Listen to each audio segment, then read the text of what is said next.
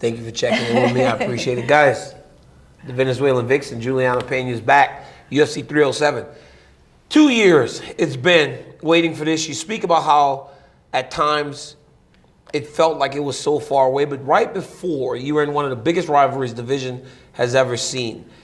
Were you able to take note of that in the time of wait? Just sit back and take into how special it was? Because I got to be honest, Julianna, you made me make a sound when you won that. I had never made a sound like that in my life. You squealed. I never sounded like that. It made me, I made it sound like I was a little girl at a Taylor Swift concert. Because it was the most amazing thing and unbelievable. Yes. Were you able to take note of all that time? It was great. It was an amazing moment. I feel sometimes my win gets overshadowed by you squealing in the celebration. Bad. Like they care more about that than they do me actually winning.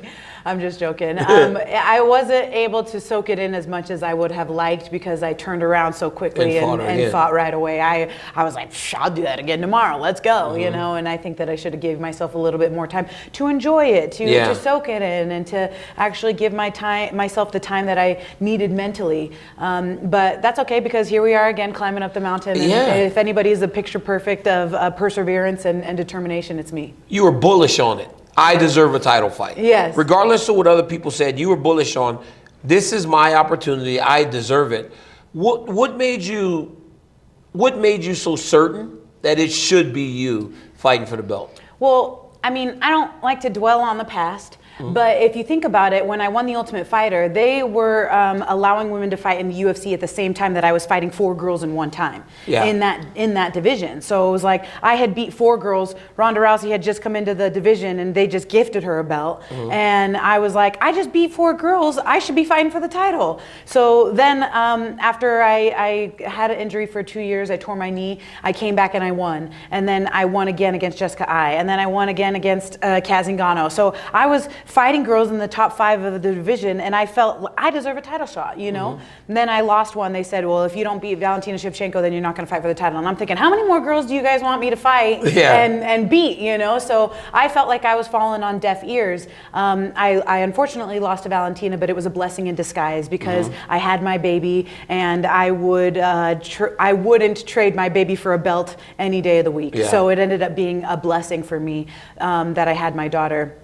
More time off, and then after coming back from having a baby, I beat Nico Montano on 2 weeks' notice, and I was like, I want a title shot. That is actually the most, like, Nico Montano, her story is the crazy story. I was walking one of the toughest broads I've ever fought. Really? Yes. But you know what's crazy? I was walking through the Apex the other day, or the PI, and I walked past that wall with all the champions, and I saw Nico, and I was like, oh my God. It's almost like you forget, right? Like, she was a champion.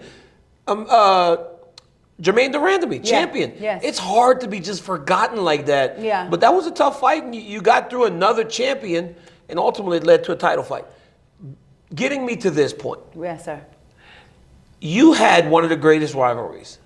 When you left, you and Amanda left the division in a good place.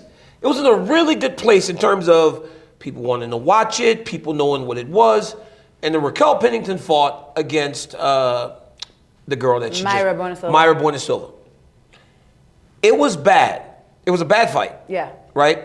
To the point that people like your boy Ryan Clark said, if that is the best this division has to offer, we should cancel it. How hard was it for you to watch that with the belief that you're the best in this division? It was very difficult because I was like, you're celebrating like that was some amazing feat, you know what I mean? And that was just like such an incredible fight. And to me, I was like falling asleep, you know? Even Mayra Buenasilva was falling asleep. She's literally like on the canvas like this, chilling like she's tanning on Miami Beach, you know? So I was like, what am I watching here?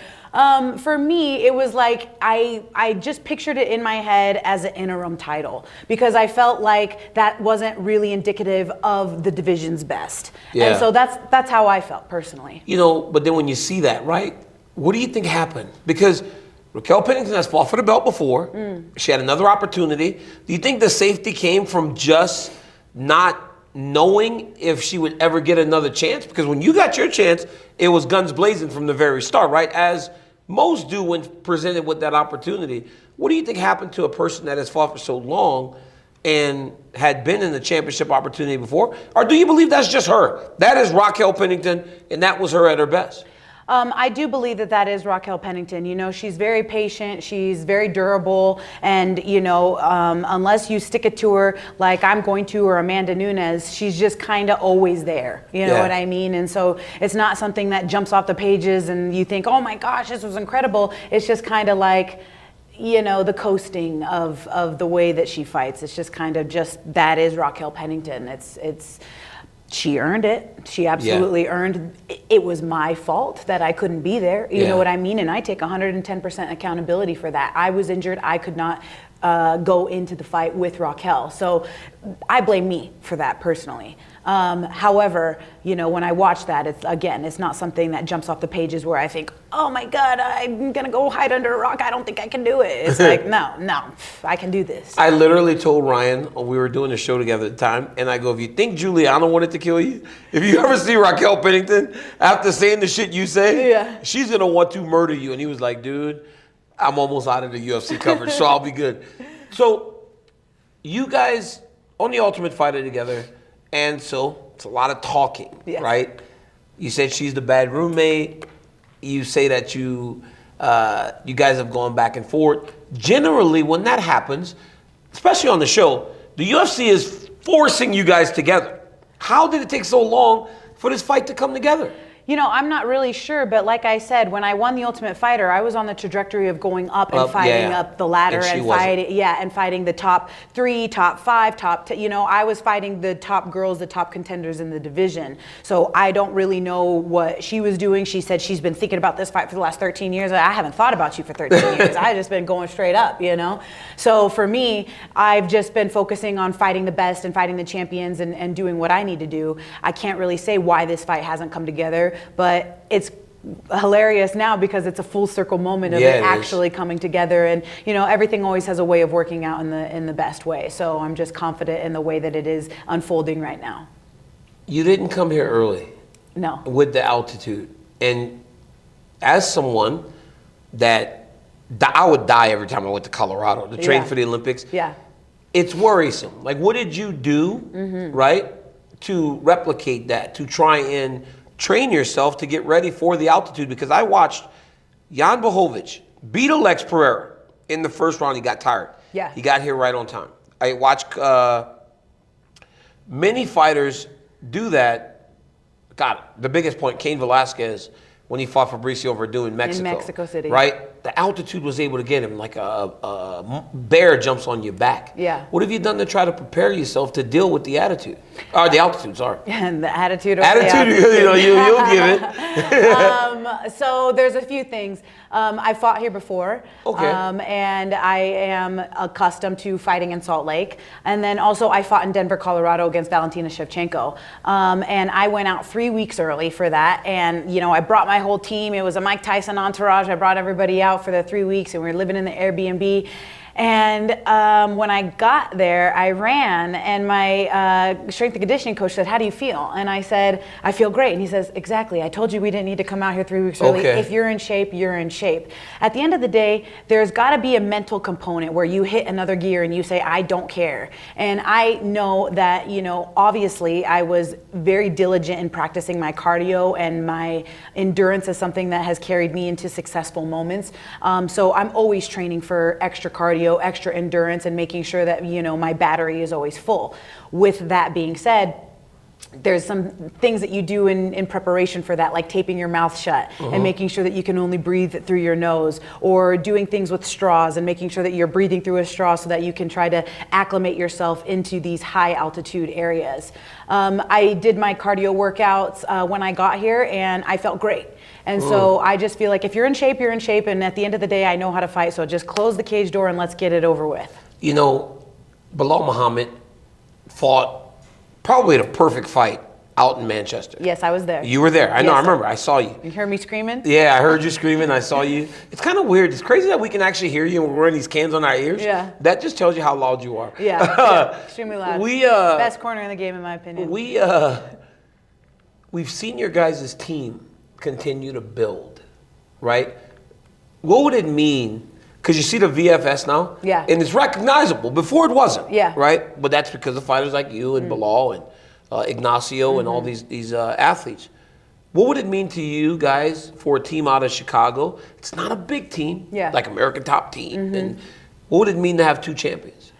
I think it would mean the world, especially in Chicago, a place that needs that, a place that positivity. is that positivity and that thing where you know, people are thinking that I don't have to fight in the streets. I can actually make something of my life and change my life through MMA, through mixed martial arts, through fighting. I do think that it's an absolute positive thing, and I would be elated to bring the belt back to the lake, back to Chicago, and represent the city once again. You know what was the best thing about you and Bilal fought? What? You were classy with it. The shit Chiesa did. Yeah. When you won. Yeah. Remember when he jumped over the cage? Yes. Oh my God, that was crazy. I give him shit about that all the time. Do you? He got so excited. Yeah, Too he excited. was happy. Yeah. He got taken out of there. I want to represent my hometown too of Spokane, Washington, and bring the belt back to the 509. Absolutely. You know, I'm representing 2 cities. I am a transplant to Chicago. I've been there for the last 8 years, but it feels like home to me. It's like I don't foresee myself moving back to Spokane anytime soon, at least not until my daughter's 18. Yeah. But with that being said, you can never forget where you came from. You can never forget, you know, your roots. And Spokane is my roots. Washington State is my home. Chicago's my home now. But I'll be representing both Spokane and Chicago. Before I want to ask you for a prediction on the fight this weekend, you and Raquel Pennington. I know it started back then. Is it just a fight, or is there anything more to this? Because it seems like you operate well when you can create a little bit of friction. I'm being honest. It does seem like you operate well when you could create a bit of friction. You know, because by the time you and Amanda got locked in there, she was like, I want to kill her. And then you just beat her. Yeah. No, you know, a lot of people say that, and I'm like, come on. Most of the time, I'm just kidding around. I feel like I'm harmless. I'm joking. But at the same time, it's like, no, seriously, I'm serious. I'm going to beat you. You know, and I don't want to shy away from that. You know, you have a belief in yourself. You have a confidence in yourself. You know how much work and time and effort, blood, sweat, and tears that you put on. So it's almost offensive when you know, see these people, for example, my opponent, at all these events every single week. And it's like, what do you think? You're just going to steamroll me? You think you don't have to train for me? I'm offended, you know? And when I see these things, it just fires me up to make me want to say, like, you're going to regret that. You know, you're training for both me and Kayla. You're going to be sorry for that. You shouldn't have done that. You should have taken me seriously, you know? You think that's a mistake, though? Kind of talking. She is speaking about Kayla Harrison, who is essentially the elephant in the room now, right? Yeah. It seems like she's planning for 2 fights. And also Kayla, like, is planning for 2 fights. This division, though, now gets a little bit more exciting, right? Because you're back. Right. Kayla's here. It seems like there's a path to where it could be exactly what it was a couple years ago. But again, you seem like the only one that's kind of focusing on the task, even though you say, well, Kayla really doesn't belong yet. Yeah. Oh, I'm not saying that she doesn't belong. I'm just saying get in line and wait your turn, sweetie. There will be a time for you. But with that being said, you know, is it a mistake?